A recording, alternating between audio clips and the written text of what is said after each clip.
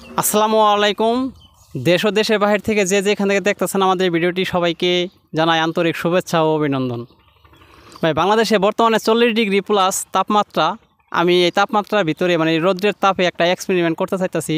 সেই এক্সপেরিমেন্টটি হলো এই রৌদ্রে আমি একটা ডিম ভেজে দেখাবো যে আসলে এই রৌদ্রের তাপে একটা ডিম ভাজা যায় কি না। সেই জন্য আমি এখানে একটা মুরগির ডিম নিয়ে আসছি, আর নিয়ে আসছি যে একটা বাটিতে আমি ডিম ভেঙে রাখবো। তারপরে যে ভাজা কাঠিটা দিয়ে উল্টাই দিব। তারপরে এখানে যে নিয়ে আসছি তেল। তারপর আমাদের কড়াই হিসেবে নিয়ে আসছি একটা স্টিলের প্লেট। এখানে ডিমটি ভেঙে দিয়ে আসলে দেখবো যে ডিমটি ভাজা যায় কি না। তাই আপনারা এই এক্সপেরিমেন্টটি আমার সাথে উপভোগ করুন এবং কি দেখতে থাকুন যে আসলে এই রৌদ্রের তাপে এই ডিমটি ভাজা যায় কি না।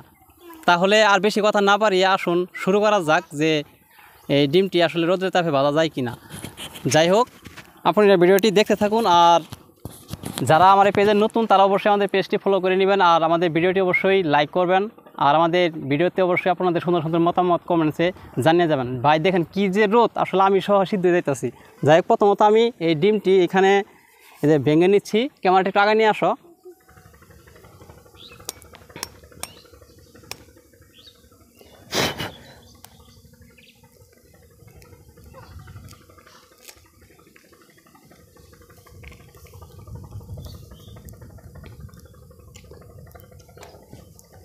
প্রথমত আমি ডিমটি ভেঙে নিলাম। এবার ডিমটা আমি মিক্স করে নিলাম।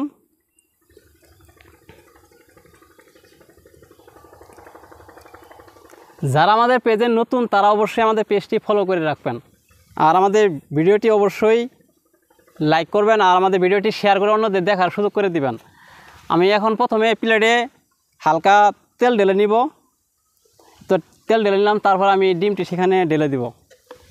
এবার একটু আমি প্লেটটি নড়িয়ে তেলটি সম্পূর্ণ প্লেটে ভরিয়ে নিচ্ছি। যাই হোক, হাত দিয়ে একটু করে সম্পূর্ণ প্লেটে তেল মিক্স করে দিই। এই অনেক গরম হয়ে গেছে, দেখেন আমার হাত পুড়ে যাব। যাই হোক, আমার তেল মিক্স করা শেষ। এবার আমি ডিমটি এখানে ঢেলে দিব। আপনারা দেখতে থাকুন।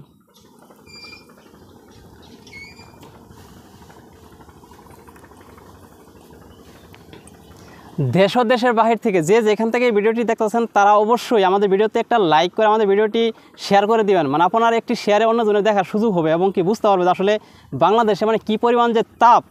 এই তাপে দেখেন আমি সরাসরি আপনাদের একদম লাইভ এই ডিম ভেজে দেখাচ্ছি।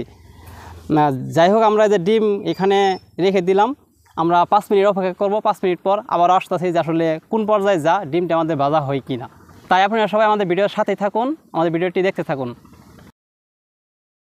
তো গাইস, আমরা আবার 5 মিনিট পর আবারও চলে আসলাম। ক্যামেরা একটু আগে নিয়ে আসো যে আসলে বর্তমানে কী অবস্থা আপনারা সরাসরি লাইভ দেখুন। ক্যামেরা আগে নিয়ে আসো, তাই থাকে আগে দেখাও এখানে কী অবস্থা। দেখেন ডিম প্রায় ভাজা হয়ে গেছে।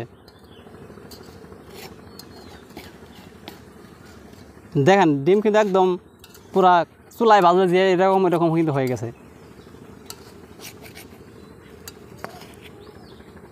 দেখেন যে বর্তমানে বাংলাদেশে আসলে কী পরিমাণ তাপ, রৌদ্রের তাপ হয়েও ডিম ভাজা যায়। দেখেন, যারা আমাদের এই পেজে নতুন তারা অবশ্যই আমাদের পেজটি ফলো করে রাখবেন, আর যারা এই ভিডিওটি প্রথম দেখেছেন তারা অবশ্যই আমাদের ভিডিওটি শেয়ার করে দিবেন এবং কি অন্যদের দেখার সুযোগ করে দিবেন। আর যদি ভিডিওটি ভালো লাগে অবশ্যই আমাদের ভিডিওটি লাইক করবেন। দেখেন ডিম অলরেডি ভাজা হয়ে গেছে।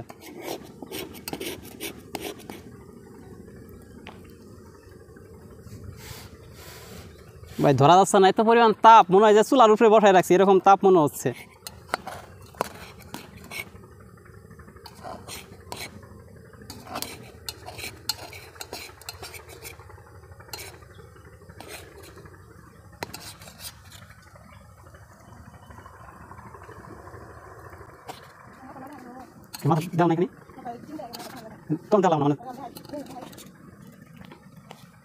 তো গাইস, দেখেন ডিম ভাজা হয়ে গেছে।